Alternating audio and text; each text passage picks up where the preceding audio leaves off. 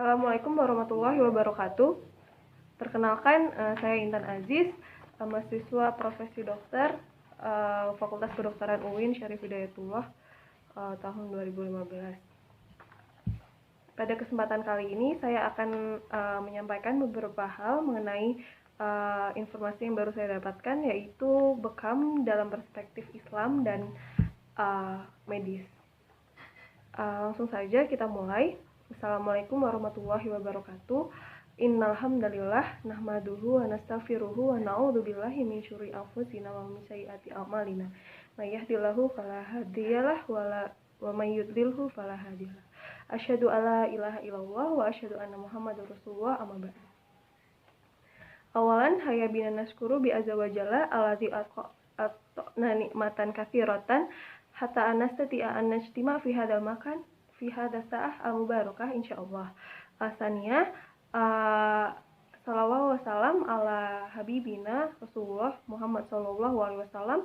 Allahumma sholli wa sallim. Baiklah, langsung saja terapi bekam.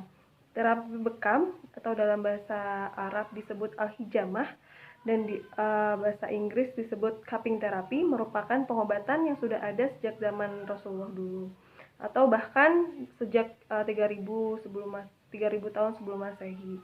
Pengobatan ini juga disebut sebagai tibun nabawi atau obat-obatan sunnah Nabi. Dan hingga kini masih dipercaya oleh masyarakat dunia sebagai salah satu pengobatan yang dapat mengobati berbagai macam penyakit.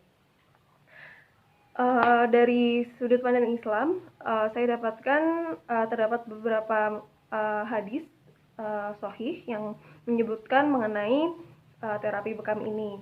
Yang pertama yaitu dari hadis riwayat Muslim 1977 dari Anas bin Malik radhiyallahu anhu, ditanya mengenai al-hijamah. Kemudian beliau berkata bahwa sesungguhnya Rasulullah berbekam atau berhijamah dan memerintahkan keluarga beliau untuk berhijamah juga.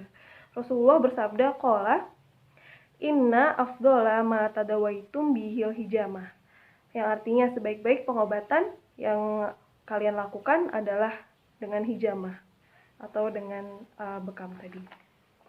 Selain itu didapatkan juga hadis riwayat Bukhari Rasulullah Shallallahu Alaihi Wasallam bersabda, asyifa'u fi salasatin.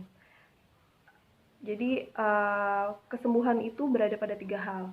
Yang pertama, asyarbati asalin atau minum madu. Yang kedua, wasyartoti mihjamin atau sayatan pisau bekam. Dan yang ketiga, kai, yaitu sundutan dengan api atau kai. Namun sesungguhnya Rasulullah melarang umatnya untuk berobat dengan kai.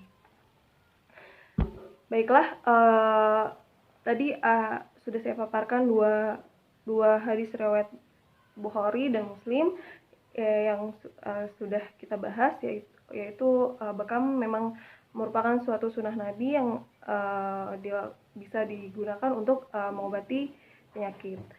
Baiklah, kemudian selanjutnya dari definisi sendiri, menurut suatu publikasi yang dikeluarkan oleh Kementerian Kesehatan Malaysia pada tahun 2012, merupakan suatu pengobatan dengan menggunakan teknik gelas kecil yang digunakan sebagai alat suction yang diletakkan pada permukaan kulit. Awalnya pada zaman dahulu sebenarnya bekam ini itu dilakukan dengan menggunakan tanduk yang di dalamnya dilubangi dan diletakkan pada bagian permukaan tubuh, terutama pada bagian belakang punggung dan juga torso. Nah, pada dasarnya cupping terapi ini dibagi menjadi 2. Jadi yang pertama yaitu dry cupping atau cupping yang kering, bekam kering, dan juga wet cupping yaitu yang basah.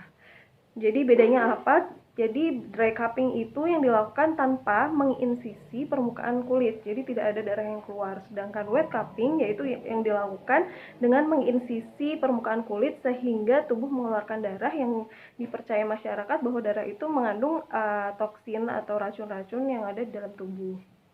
Nah, dari beberapa systematic review yang sudah saya dapatkan, systematic review dan meta-analisis didapatkan hasil bahwa tidak ada kualitas tinggi yang cukup untuk mendukung penggunaan terapi bekam dalam mengobati penyakit atau kondisi medis yang saya sebutkan berikut ini, yaitu yang pertama herpes zoster, facial paralysis, back pain, spondylitis, cerebrovascular accident, hypertension, fibromyalgia, bronkitis, asma, dan nyeri kepala.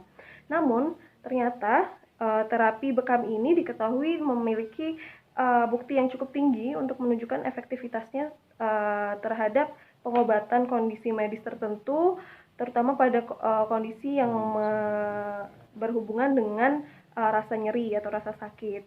Namun dengan catatan terapi ini tidak dilakukan secara tunggal, yaitu artinya dia harus dilakukan dengan kombinasi pengobatan-pengobatan lain. Gitu. Nah, dari segi keamanannya sendiri, sebenarnya pada terapi bekam ini dari penelitian juga yang sudah dilakukan telah disebutkan bahwa terapi ini aman dan tidak menimbulkan efek samping yang berbahaya bagi penerima pengobatan dan juga yang melakukan pengobatan ini. Jadi intinya bekam merupakan suatu pengobatan yang merupakan sunnah Nabi juga, yang bisa kita gunakan sebagai obat-obatan, terutama sebagai obat untuk menyembuhkan beberapa penyakit, terutama penyakit yang berhubungan dengan rasa nyeri.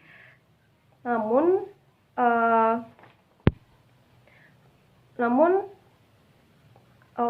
pengobatan ini bisa digunakan secara bersamaan dengan ikhtiar-ikhtiar pengobatan lain, seperti itu.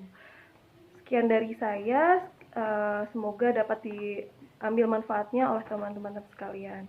Wabillahi taufiq wal hidayah wa ridha wal inayah. Wassalamualaikum warahmatullahi wabarakatuh.